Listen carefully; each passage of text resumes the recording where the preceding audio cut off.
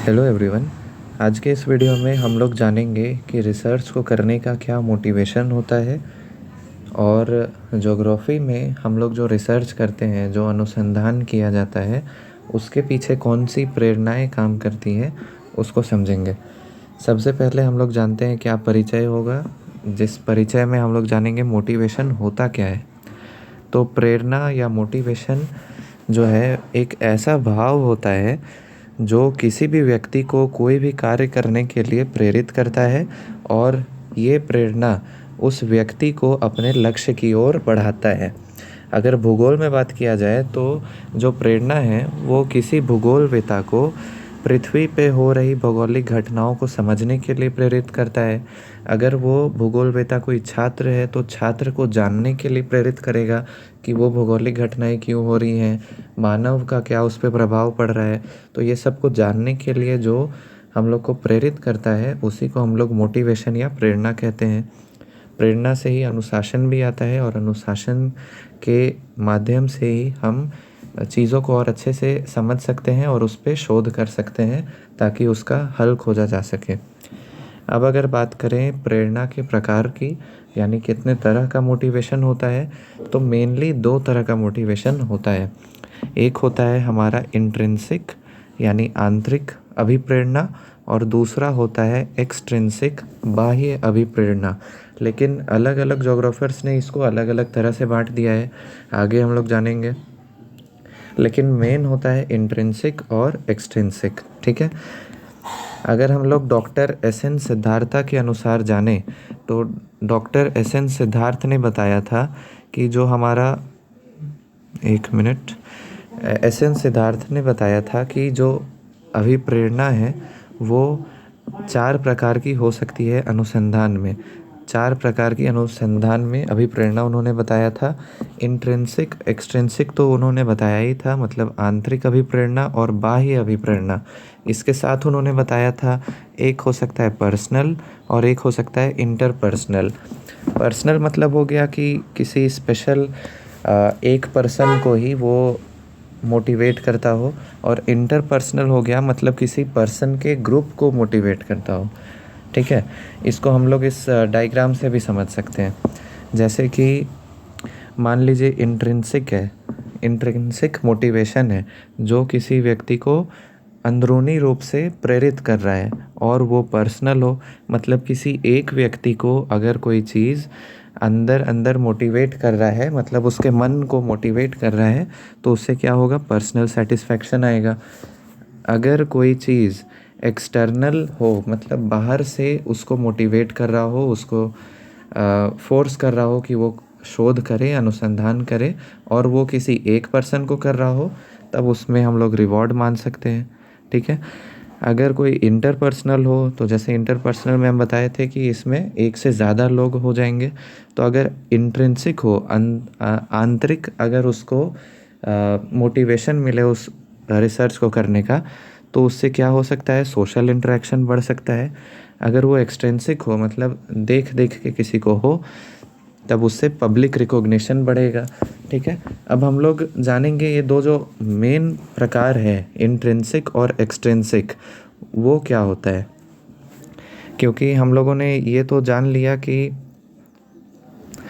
Intrinsic और extrinsic यानी आंतरिक और बाह्य ही दो मुख्य प्रकार हैं, और एस एन सिद्धार्था का ये पर्सनल और इंटरपर्सनल भी हम लोगों ने समझ लिया। अब इन दो मुख्य प्रकारों को और डिटेल में समझते हैं। पहला है हमारा इंटरनल रिसर्च मोटिवेशन, जिसको कहते हैं आंतरिक अनुसंधान अभिप्रेरणा।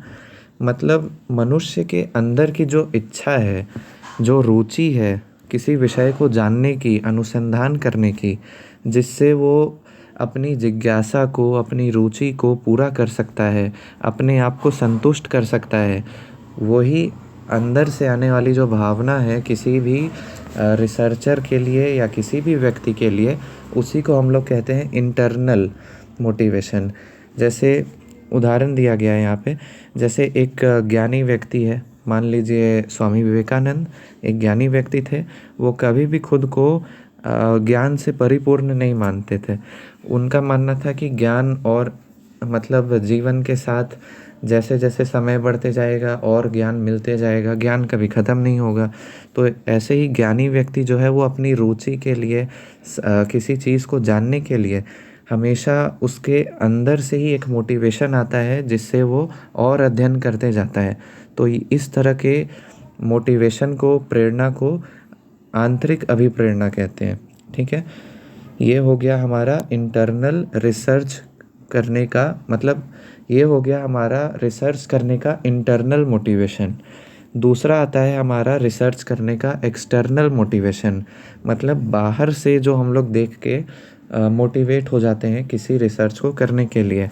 इसमें कैसे हो जाता है, जैसे इसमें मनुष्य के बाहर का वातावरण, जैसे समाज को देख के हम लोग, होता है ना कि समाज में अगर कोई व्यक्ति ज़्यादा इनकम कर रहा हो तो उसको देख के भी हम लोग कोई जॉब के पीछे चल जाते हैं। अगर समाज में किसी व्यक्ति का ज़्यादा रिस्पेक्ट हो रहा हो तब हम लोग वो चीज़ को करने लग जाते हैं। तो ये सब जो मोटिवेशन है वो एक्सटर्नल है, बाहर से है। इसमें समाज के साथ साथ लोभ और इच्छा भी आ जाता है, जिसमें वो व्यक्ति यश, मुद्रा यानी पैसा, प्रशंसा, ये सब को प्राप्त करने के लिए मोटिवेटेड हो जाता है, मतलब प्रेरित हो जाता है। एग्ज़ाम्पल इसका बहुत अच्छा सा है, जैसे कि एक शिष्य था, मतलब एक बोल सकते हैं हम लोग, एक घर था जिसमें जो उसके पापा थे एक लड़के के, वो डॉक्टर थे। उसका बड़ा भाई जो था वो प्रोफेसर था। अब दोनों के नाम के आगे डॉक्टर लग जाएगा, क्योंकि ऐसा रूल है, जो डॉक्टर है उसके आगे तो लगेगा ही, और जो प्रोफेसर है उसके नाम के आगे भी डॉक्टर लग जाएगा। अब इन दोनों से प्रेरित होकर वो जो छोटा भाई था वो भी सोचा कि अब हम भी पीएचडी कर लेते हैं, क्योंकि जब घर में सभी लोगों के नाम के आगे डॉक्टर लगा है तो मेरे नाम के भी आगे डॉक्टर लगना चाहिए। तो इस तरह का मोटिवेशन। या फिर हम लोग और एग्जांपल ले सकते हैं, जैसे कि एक रिसर्चर को किसी रिसर्च को करने के लिए अगर मान लीजिए बहुत सारा फंड मिल रहा है, बहुत सारा उसको गवर्नमेंट पैसा दे रही है कि आप वो रिसर्च कीजिए, और उससे प्रेरित होकर अगर कोई रिसर्च किया जा रहा है, तो ये सब रिसर्च जो है वो सब एक्सटर्नल मोटिवेशन है। यानी रिसर्च को करने का बाह्य से, बाहर से अगर प्रेरणा मिलता है तो वो बाह्य अनुसंधान अभिप्रेरणा कहलाता है। ठीक है, इसके और भी बहुत सारे कारण हो सकते हैं। तो अन्य कारण में हम लोग क्या क्या लिख सकते हैं, अन्य कारण में हो जाएगा जैसे कि डिग्री प्राप्त करने के लिए किया गया रिसर्च, ये भी मोटिवेशन है। कोई चैलेंज अगर दे दिया उसको पूरा करने के लिए, ज़्यादा ज्ञान प्राप्त करने के लिए, सोसाइटी की सेवा करने के लिए, समाज की सेवा करने के लिए, इज़्ज़त पाने के लिए और अवार्ड पाने के लिए। अगर आप में जिज्ञासा है, इंटरेस्ट है, तब भी आप मोटिवेट हो जाएंगे। अगर आपको फंड और रिसोर्स चाहिए तब भी आपको इंटरनल मोटिवेशन मिल जाएगा या एक्सटर्नल मोटिवेशन मिल जाएगा किसी को देख के।